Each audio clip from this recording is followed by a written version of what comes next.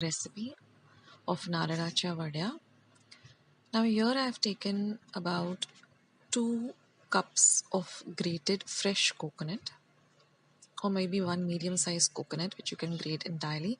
This is about 3/4 cup of milk, about 1 teaspoon of freshly ground elaichi or cardamom powder, and this is about 2 cups of sugar.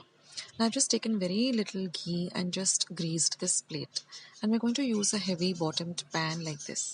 Now I put the flame on low and I've just added the coconut, the sugar and the milk into this heavy bottom pan, and I'm going to use a wooden spoon with a long handle, and we're just going to stir this mixture on a low to medium flame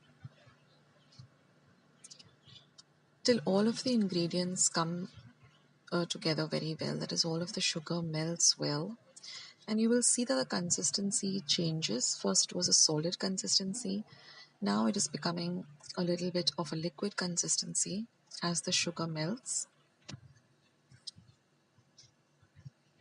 and then it just starts to thicken up.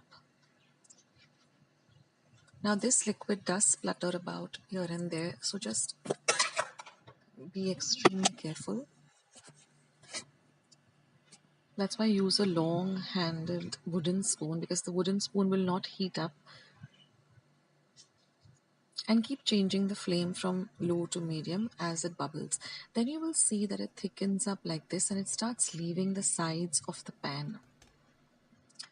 After some time, you will see that it becomes really, it all comes together like this. That's the time when you add your cardamom powder or elaichi powder, and just stir for another half a minute.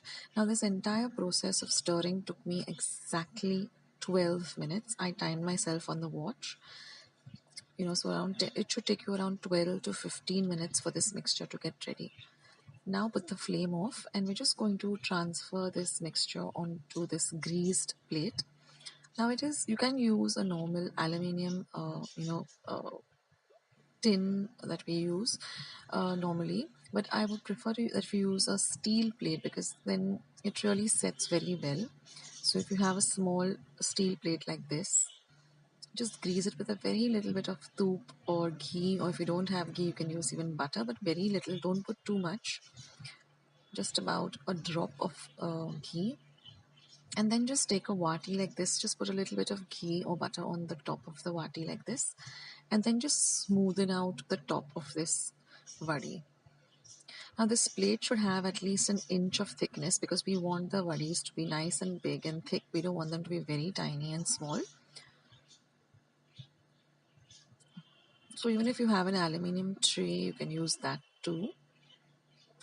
Just press it down with the vati, because the mixture is very hot, so don't try to do it with your hands. This will give it a very nice even texture. And then when the mixture is hot itself, just cut them into a desired shape. Now I like the square shape. And also if you want to add some color to this, so just before you add the cardamom powder, just add your food color. But I like it plain and white like this. It really looks very nice. And now we're going to let this sit for at least an hour. You can refrigerate it. I just kept it outside for about an hour to set, covered it and kept it outside. And then you just lift up each of the pieces carefully, and you get these beautiful vadis. And they harden up also pretty fast, but they're still soft, yet firm. They don't fall apart, or they don't have that barfi texture. They have a very different texture, so you need to try this out, friends, if you haven't already.